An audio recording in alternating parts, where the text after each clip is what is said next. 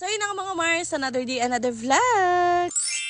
Siya mga Mars ko, ayan ang mama nyo ay walang update kahapon dahil eto, nagpunta nga pala kami sa may General Trias, Cavite. So naka-birthday party nga kami dito kay Aiden at talagang sobrang nag-enjoy ang batang makulit. Nakakatuwa naman kasi mga Mars ko, sobrang dami nilang pa-games dito and itong bata na ito ay hindi rin nagpaawat. So halos yata lahat ng game ay sinalihan o diba nagmana sa nanay. Hanggat kaya, hanggat hindi nahihiya ay nako for the go yan. Clap your hands for our winner! 5, 4, don't move, 3. Dikit yung forehead, tsaka yung baba.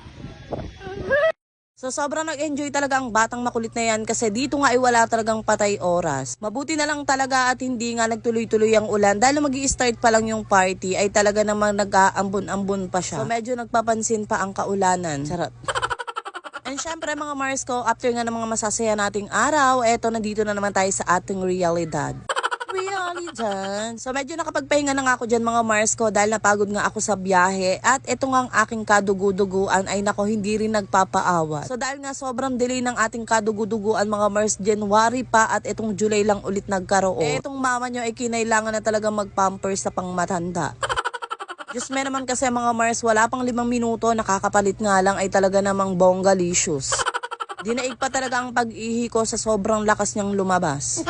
Kaya naman ayan nga mga Mars ko, itong hapon lang talaga ako nakapagkilos-kilos. Dahil mga Mars ko, alam na alam nyo ang feeling talaga ng ganito. At talagang mas gugustuhin ko talagang buwan-buwan meron kesa ganito na isang bagsakan lang. Grabe ang hirap, tapos ayun, ang dami na namang labahan.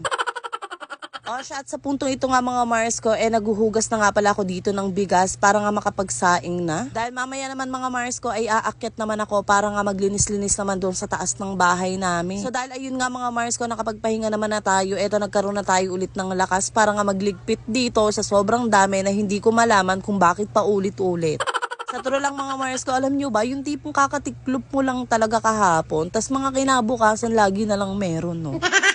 Diba, after nga ng kasiyahan natin dyan mga Mars ko, marami talaga tayong mga nakaantay na gawain. So hindi ko na nga ito ipagpapabukas mga Mars ko dahil alam nyo naman meron na namang pasok. So for the busy na naman tayo sa pag-aasikaso. And kada aakyat talaga ako dito sa taas namin mga Mars ko, sobrang naiirita na rin talaga ako sa itsura dito. Pasensya na nga mga Mars ko kung medyo magulo-gulo talaga dito dahil hindi ko nga naaasikaso dito. So alam nyo naman mas madalas talaga ako nasa tindahan. Kung wala naman ako sa tindahan ay doon naman ako sa may sala kusina namin nagkukuting-ting. Pero ayun nga, since meron naman tayong time at medyo nakapagpahinga na tayo at wala naman tayong ginagawa sa may baba. Ayan, for the akyat nga ang mama nyo parang magtiklop dito at magtanggal ng mga kadumi-dumihan. Tapos ayun, kinabukasan, ganun ulit. Andyan na naman ang mga kalat. Alam nyo yan. Siya, hanggang dito na lang muna mga Mars. Yun lang. Bye-bye.